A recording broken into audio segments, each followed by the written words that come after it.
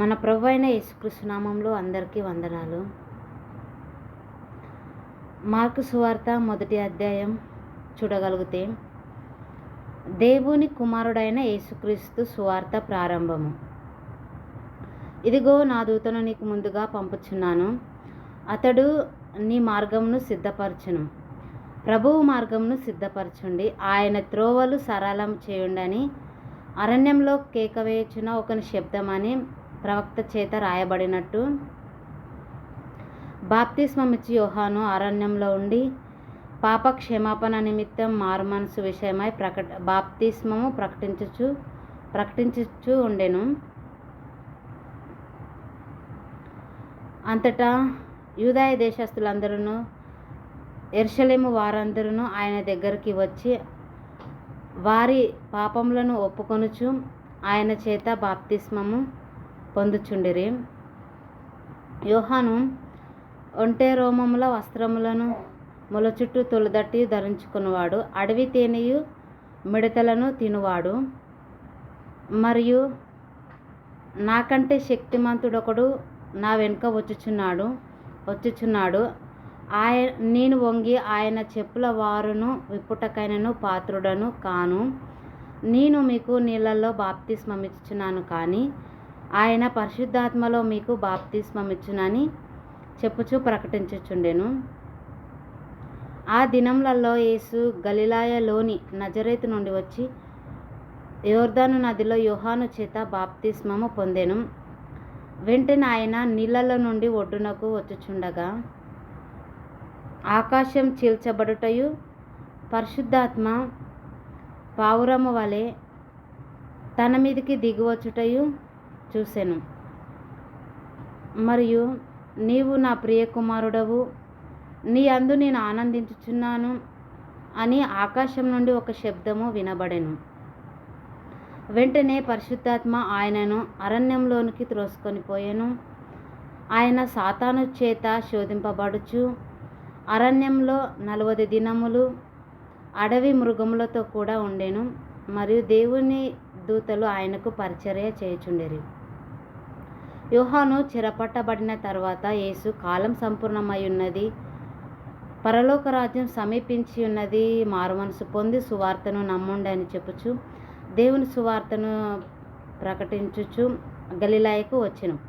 ఆయన గలిలయ సముద్ర తీరమున వెళ్ళుచుండగా సీమోను సహోదరుడైన ఆంద్రేయయు సముద్రంలో వలలు వేయుచుండగా చూసెను. వారు జాలరులు. యేసు, నా వెంబడి రండి, నేను మిమ్ములను మనుషులను పట్టు జాలరులుగా చేసేదనని వారితో చెప్పగా, వెంటనే వారు తమ వలలను విడిచిపెట్టి ఆయనను వెంబడించిరి. ఇంకా కొంత దూరం వెళ్ళి జెబెదాయి కుమారుడగు యాకోబును అతని సహోదరుడైన యోహానును చూసెను. వారు దోణిలో తమ వలలు బాగు చేసుకునిచుండిరి. వెంటనే ఆయన వారిని పిలవగా వారు తమ తండ్రి అయిన జెబెదాయి దోణిలో జీతగాండ్ర యొద్ద ఉంచి ఆయనను వెంబడించిరి. వెంటనే వారు కపెర్నహూములోనికి వెళ్ళి యేసు సమాజ మందిరంలోనికి పోయి వారికి బోధించెను.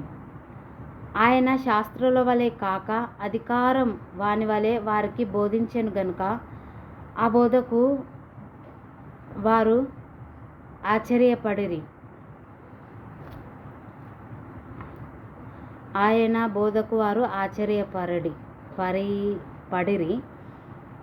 అయితే వారి సమాజ మందిరంలో అపవిత్రాత్మ పట్టిన మనుషుడు ఒకడుండెను. వాడు, నజరేయుడవగు యేసు, నీవెవ్వడవో నాకు తెలియను, మాతో నీకేమి? మమ్మను నశింపజేయుటకు నీవు వచ్చితివా? నీవెవ్వడవో నాకు తెలియను, నీవు దేవుని పరిశుద్ధుడవు అని కేకవేసి చెప్పెను. అప్పుడు యేసు, ఊరుకొండుము, వానిని వదిలిపొమ్మని వానికి గద్దింపగా, వాడు అపవిత్రాత్మ వానిని విలవిలలాడించి పెద్ద కేక వేసి వానిని వదిలిపోయెను. దీనికి అందరూ విస్మయముంది ఇది క్రొత్త బోధగా ఉన్నదే, ఇదేమిటో ఇది క్రొత్త బోధగా ఉన్నదే. ఆయన అధికారంతో ఆ అపవిత్రాత్మలకు ఆజ్ఞాపింపగానే అవి ఆయనకు లోబడుచున్నవే అని ఒకరికొకరు చెప్పుకొనిరి. త్వరలో యేసును గూర్చి సమాచారం త్వరలో గలిలయ అందంతటను వ్యాపించెను. వెంటనే వారు సమాజ మందిరంలో నుండి వెళ్ళి యాకోబుతోనూ యోహానుతోనూ సీమోను ఆంద్రెయ అనువారి ఇంట ప్రవేశించిరి. సీమోను అత్త జ్వరంతో పడియుండగా వెంటనే వారు ఆమెను గురించి ఆయనతో చెప్పిరి. ఆయన ఆమె దగ్గరకు వచ్చి చెయ్యి ముట్టి ఆమెను లేవనెత్తెను. వెంటనే జ్వరము ఆమెను విడిచెను గనుక ఆమె వారికి ఉపచారం చేయసాగెను. సాయంకాలంన ప్రొద్దు గ్రుంగినప్పుడు జనులు సకల రోగములను దయ్యములను పట్టిన వారిని ఆయన దగ్గరికి తీసుకొని వచ్చిరి. ఆ పట్టణమంతయు వారి ఇంట వాకిట కూడి ఉండెను గనుక నానా విధములైన రోగముల చేత పీడింపబడిన వారిని అనేకులను స్వస్థపరిచిన నానా దయ్యములను వెళ్ళగొట్టెను. తన్ను ఎరిగి ఉండినందున ఆయన దయ్యములను మాట్లాడనివ్వలేదు. ఆయన పెందలకడనే లేచి ఇంకను చాలా చీకటి ఉండగానే అరణ్య ప్రదేశమునకు వెళ్ళి అక్కడ ప్రార్థన చేయుచుండెను. సీమోను తనతో ఉన్నవారును ఆయనను వెతుకుచూ వెళ్ళి ఆయనను కనుగొని అందరూ నీ గురించి వెతుకుచున్నారు అని చెప్పగా ఆయన ఇతర సమీప గ్రామస్తులలో సువార్తను ప్రకటించుటకు వెళుదాము రండి, ఇందు నిమిత్తమే కదా నేను బయలుదేరి వచ్చి తినని వారితో చెప్పి ఆయన గలిలయ అందంతటను వారి సమాజ మందిరంలో ప్రకటించుచు దయ్యములను వెళ్ళగొట్టుచూ ఉండెను. ఒక కుష్ఠరోగి ఆయన యొద్దకు వచ్చి ఆయన ఎదుట మోకాళ్ళుని నీకు ఇష్టమైతే నన్ను శుద్ధినిగా చేయగలవని ఆయనతో చెప్పి ఆయనను వేడుకొనగా ఆయన కనికరపడి చెయ్యి పట్టి వానిని ముట్టి